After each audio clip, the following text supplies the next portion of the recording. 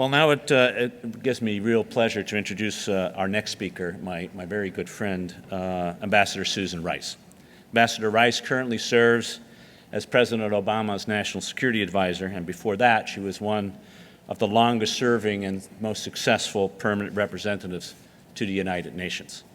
I say successful because under her leadership, the UN Security Council voted to impose major sanctions on Iran and North Korea, to authorize the protection of civilians in Libya, to welcome the new nation of South Sudan, to deploy major peacekeeping operations in the Sudan, in Mali, in the Congo, and a host of other measures that helped revitalize the UN Security Council and the UN as a key actor in global security. Throughout her professional life, as a member of President Clinton's NSC staff, as Assistant Secretary of State for Africa under Secretary Albright, as a scholar at the Brookings Institution, and now as a key member of President Obama's national security team, Ambassador Rice has been at the forefront of bringing the issues we are discussing here today into the foreign policy and national security discussions. Time and again, Ambassador Rice has argued that transnational challenges, from weak states and global poverty to international development and climate change, are not only grave societal problems, but represent core security challenges, and not only globally, but also to the United States. So it's especially fitting that Ambassador Rice joins us today as our National Security Advisor to address the topic of food security challenges for the 21st century. Please join me in welcoming to the stage Ambassador Susan Rice.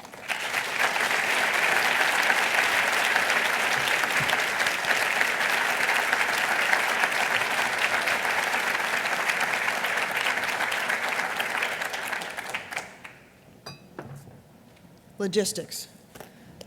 Good afternoon, everybody. I want to begin by thanking my good friend Ivo for that very kind introduction.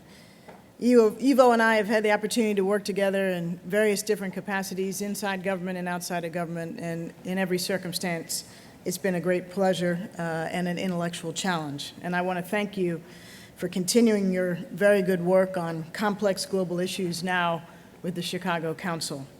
I also want to thank Doug Bereuter and Dan Glickman and everyone at the Chicago Council for inviting me to join you today. Throughout human history, the world has struggled with hunger and famine. For as long as mankind has cultivated crops, we've contended with drought and blight. But in the past few decades, we've gained the tools to write a different future for humanity. At the World Food Congress in 1963, President Kennedy stated the cause very clearly, quote, "As members of the human race, we have the means, we have the capacity to eliminate hunger from the face of the earth in our lifetime. We need only the will."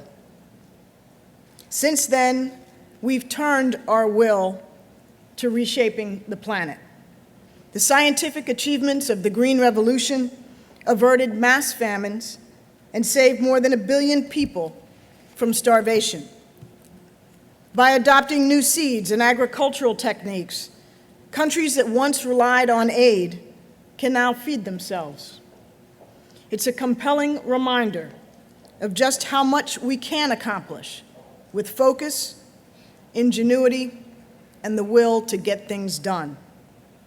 So many of you here today have been instrumental in this progress, and I want to thank all of you for your extraordinary contributions. I'm here because I want you to know that you have an enduring partner in President Obama and this administration. Not only Administrator Shaw and Secretary Vilsack, whom you'll hear from later today, but our food security team includes Jada McKenna of USAID, Jonathan Schreier from State, Suzanne Palmieri from USDA, and many, many other dedicated public servants.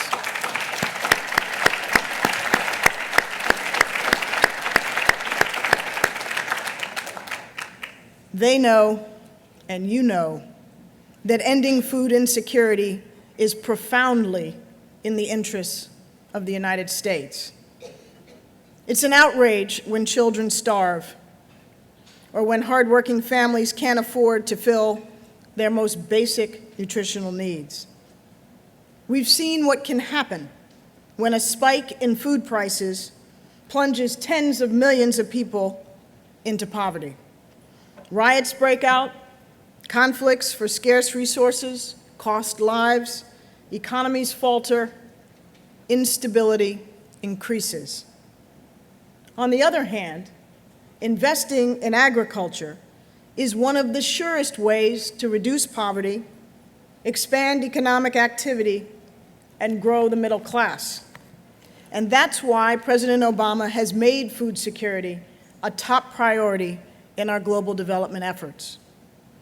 When the President spoke here 2 years ago, he stated his conviction that the United States has, quote, a moral obligation to lead the fight against hunger and malnutrition.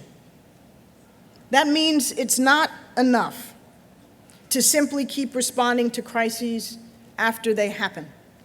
We need to break the cycle of hunger by empowering more people to feed themselves.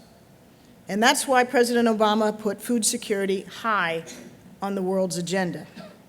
In his first months in office, he announced a global food security initiative at the G20 in London. In his first meeting with the G8 at L'Aquila, he galvanized an international commitment that put billions of dollars into the cause and outlined a new set of core principles for fostering greater food security. At every step, he's ensured America's commitments are matched by support from partner nations, from private sector entities, and from the public. Already, the new Alliance for Food Security and Nutrition, which President Obama announced 2 years ago, has grown to include 10 African countries. It has united more than 160 companies and yielded more than $7 billion in responsible, planned investments in African agriculture. At the President's direction, we have centered our signature interagency development initiative, Feed the Future, around smallholder farmers, particularly women. Our commitments build on the leadership of African nations that have pledged to increase their agricultural spending and develop comprehensive, country-led food security strategies. And through all of our joint efforts to increase production and improve farmers' access to markets and bolster natural resource management, we're relying on data to determine what works. In just the past year, we helped 6.8 million more farmers put new technologies or management practices to work, up 30% from 2012. That translates to more than 4 million hectares of land, an area greater than the size of Massachusetts and New Jersey combined, that are now benefiting from new seeds or increased soil fertility. Thanks to these improvements, farmers saw more than $50 million in new horticultural sales. And last year, with our partners, we helped more than 12.5 million children under the age of 5 to get the nourishment that they need. Our government-wide investments in agricultural productivity are helping create economies that work. The Millennium Challenge Corporation is working with other agencies to develop compacts with countries that invest in agriculture, land tenure, and road development. The Peace Corps has fielded more than 1,200 enthusiastic Feed the Future volunteers to help people make sustainable changes in how those folks who are in developing countries cultivate crops, address water shortages, and feed their families. And today, I'm pleased to announce that we've completed a new USAID nutrition strategy. It's a 360-degree approach that brings together our work on food security, health, water, hygiene, and sanitation into an ambitious plan to reduce child stunting by 20% over 5 years. That's 2 million more children who will get a stronger, healthier start in life. And yet, as you know well, for all of this progress, there are still millions who go to bed hungry. Millions more scrabbling to sustain daily life. So our next challenge is taking these promising beginnings and knitting them together to achieve a sustainable food-secure future. Our aim is nothing short than bringing about a total transformation. What will it take to achieve food security on a global scale? Our answer cannot just be more money or more aid. Focusing on more won't get us where we need to be. We need to do better. In addition to making sure that agricultural innovations like drought-resistant seeds and fertilizers are widespread, we must ensure that better practices become routine. Farmers should have better information about which seeds are best suited to their soil. Mothers should be able to grow and purchase nutrient-rich foods to feed their children. For agricultural workers, earning a living wage should be the rule rather than the exception. So today I'd like to suggest 4 areas that need our focus if we're to achieve food security on a global scale. First, we have to get our collective house in order.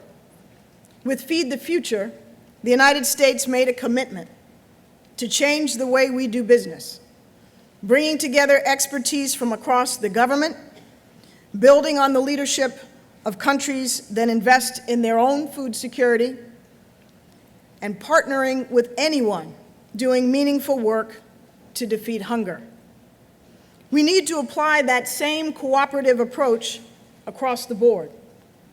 The private sector, academia, and NGOs should be collaborating more, both with each other and with governments, to unite our efforts and close gaps in the food security architecture.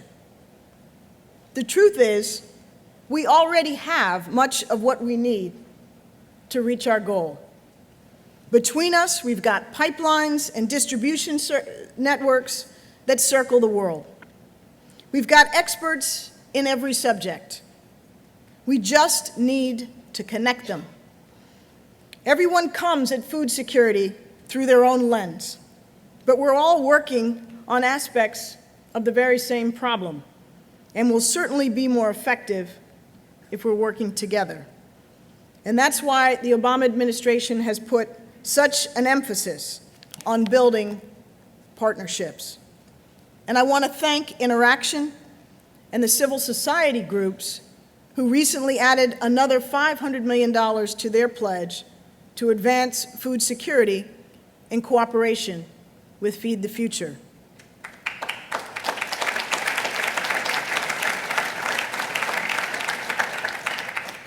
So these innovative partnerships, especially public-private partnerships, are essential to the future of food security.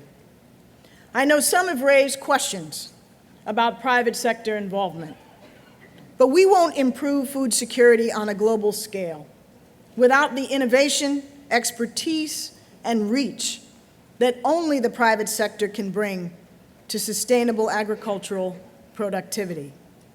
Just ask any one of the 2.6 million smallholder farmers who benefited from the services, training, and production contracts the New Alliance and the Grow Africa Partnership brought to Africa last year. A second area where we can make an outsized impact is by stepping up our efforts to collect and share data. In the United States, farmers employ micro-level data on how the soil and weather differs between furrows, even in the same field, in order to optimize their crop production. In much of the world, however, we lack even the most basic information.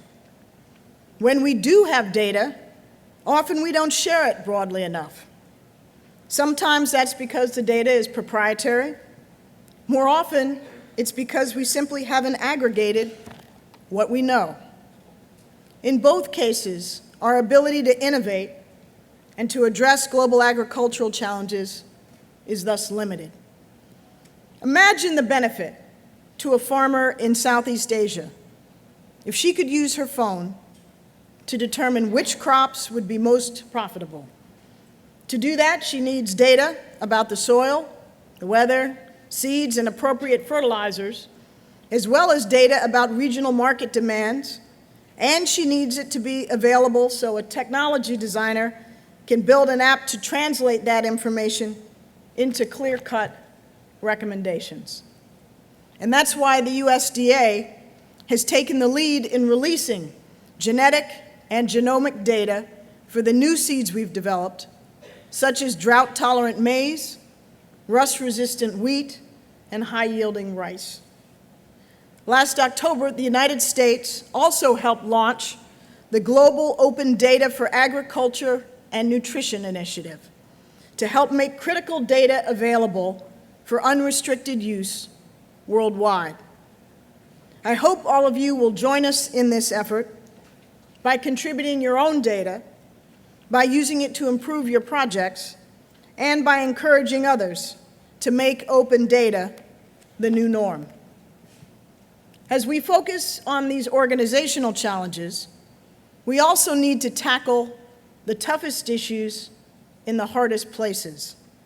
So the third area we must focus on is making an impact in fragile and conflict-affected states, where poverty and hunger are most extreme and populations are most vulnerable.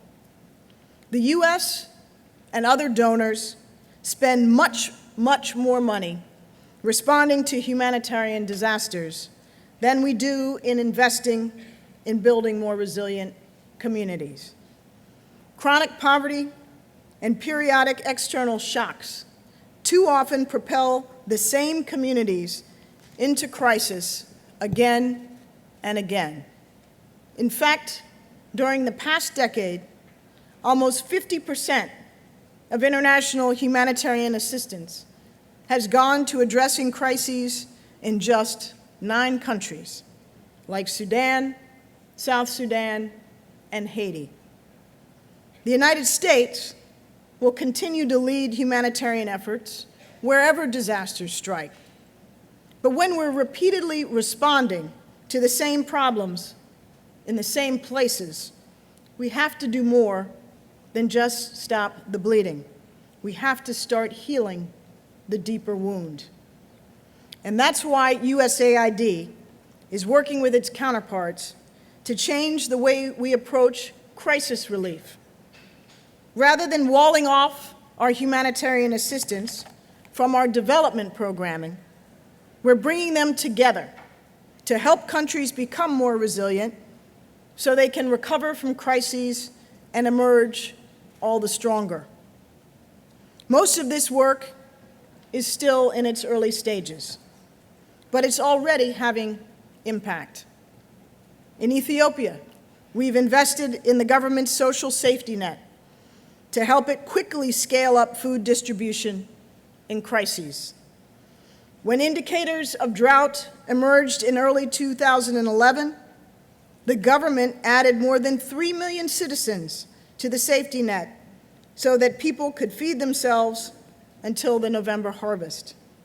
This fast intervention helped ensure that communities did not respond to drought in ways that could make future crises more likely, such as selling off land or livestock to buy food. Finally, we have to confront the growing impacts of climate change on our ability to feed ourselves. For agricultural societies, even small changes in climate matter a great deal. Crop yields are extremely sensitive to changing rainfall patterns, the intensity of storms, and temperature extremes. In fragile states, climate change only amplifies existing stresses and puts additional pressure on scarce resources. The latest IPCC report, the recently released U.S. National Climate Action Assessment, and today's report from the Chicago Council all say the same thing. Climate change affects every aspect of food security, from production to pricing. Climate change is not some distant threat. We're already dealing with its impacts. Globally, the 14 warmest years on record have all been since 1998. Droughts and wildfires have become more frequent and more intense in some regions, while flooding has intensified in others. Deserts are expanding. Water quality and quantity are being affected by changes in precipitation and runoff. Sea level rise is now increasing at about twice the average rate it was in the 20th century. These are the facts. Observable, undeniable facts. And President Obama is taking action to combat climate change by reducing carbon emissions and increasing our use of renewable and clean energy resources. In the near term, we have to compensate for the impact climate changes are having on our ability to feed a population, a global population that is expected to break 9 billion by 2050. Already, we've launched 7 new climate hubs to help farmers and ranchers across the United States adapt. And Feed the Future is helping food producers around the world to adjust their practices. For example, USAID has helped farmers on the storm-prone coast of Bangladesh to adopt higher-yielding varietals of rice that were also salt and flood tolerant. These farmers increased their crop by about 20%, all while using less fertilizer and pesticide. Our Climate and Clean Air Coalition is promoting better ways to manage manure from livestock, to reduce methane emissions and boost incomes. The United States is also working with our partners to launch an international alliance for climate-smart agriculture, which will help farmers increase their productivity and income while simultaneously building resilience to climate change and reducing greenhouse gas emissions. But as you know all too well, there is much more to do, and the Chicago Council's report offers several recommendations to keep us moving in the right direction. The good news is we know we can make a difference. We already have. I think of those heartbreaking stories from 2008 during the food crisis, when hunger ran rampant and children in places like Haiti ate mud cakes to quiet their bellies. Today, Haiti's farmers have doubled their harvest of rice and beans. Corn production is up more than 300%, and acute malnutrition has been cut in half. It didn't happen overnight. It took strategic investments and sustained partnerships. And slowly, but surely, we've proved that progress is possible. Confronting entrenched poverty in fragile states and meeting the challenges of climate change is necessarily work that must continue over generations, just as we're carrying forward the task that President Kennedy set for us 50 years ago. We have the means, we have the capacity, And I can assure you on behalf of President Obama, we have the will. Our commitment will endure. The United States will continue to lead the rest of the world towards the food-secure future that we all seek. We'll continue to work with partners who are stepping up to address food security in their own countries. We'll keep bringing nations and organizations together so that millions more people can benefit from agricultural adaptations. We'll continue to seek new ways to withstand extreme weather and climate change. As President Obama announced in March during his visit to Italy, the United States will sponsor a pavilion at the Milan Expo next year to raise awareness about food security and nutrition. And as we work towards a post-2015 development agenda to replace the Millennium Development Goals, we will ensure that all these issues, including boosting climate resistance, improving environmental sustainability, and ending extreme poverty, remain a global priority. And as we do, we'll make sure that the world's most vulnerable populations are not left behind. In all our efforts, those of us in government will look to all of you. Yours are the passionate hands that will remake the world.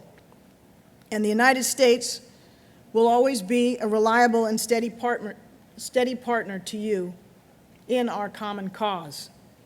Together, we can imagine the day when the farmer who toils in the field has plenty, both to feed his family and to sell at the market.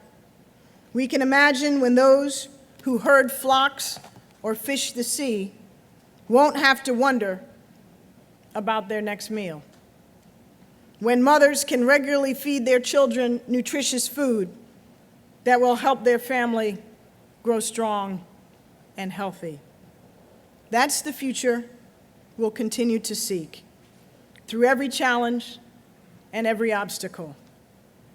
The day when the scourge of hunger and malnutrition is finally and forever banished from the earth. Thank you all very, very much.